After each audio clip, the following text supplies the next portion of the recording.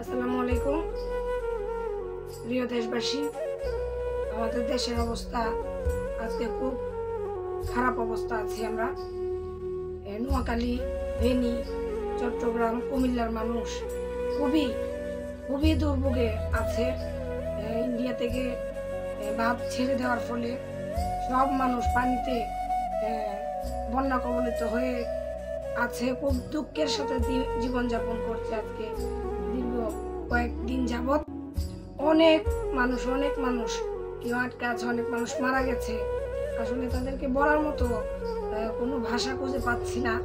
কিছু কিছু জিনিস মিডিয়াতে যেগুলো পাচ্ছি এগুলো দেখার মতো না, চোখের পানি ধরে রাখার মতো না। আজকে 3-4 দিন যাবৎ এতটাই মানসিক টেনশনে আছে এই নিয়ে। আসলে ওইখানে যাইতেও পারতেছি না, কাউকে সাহায্য করতে পারতেছি না।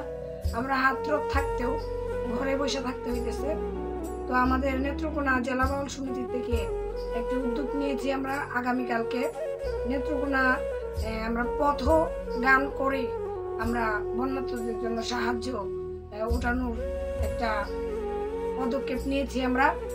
তো আপনারা আমাদের পাশে থাকবেন এবং যারা ত্রাণ নিয়ে ওইখানে পৌঁছেছে বিভিন্ন মিডিয়ার মাধ্যমে তাদেরকে নিয়ে অনেক খারাপ মন্তব্য, অনেক কথাবার্তা বলতেছে। অনুরোধ রইল আপনাদের কাছে, তাদেরকে নিয়ে আপনারা কোনো কটূক্তি করবেন না, কোনো খারাপ কমেন্ট করবেন না।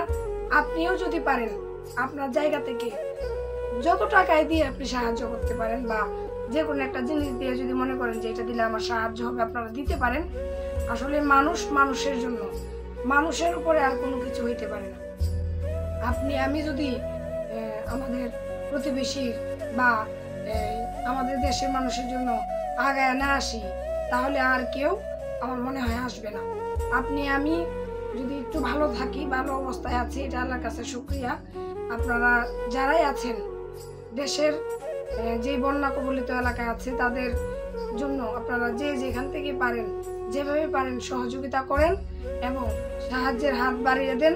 আমরা যেন দেশের বাহিরেও যারা আছেন আপনারাও তাদের জন্য সাহায্যের হাত বাড়িয়ে দেন, এটুকু অনুরোধ আপনাদের কাছে আমার রইল।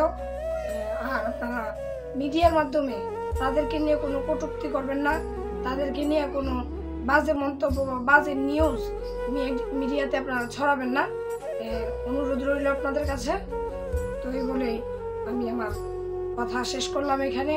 আর আল্লাহ পাকের কাছে দোয়া করি আল্লাহ যেন অতি দ্রুত, অতি তাড়াতাড়ি আমাদের উপরে রহমত নাজিল করেন।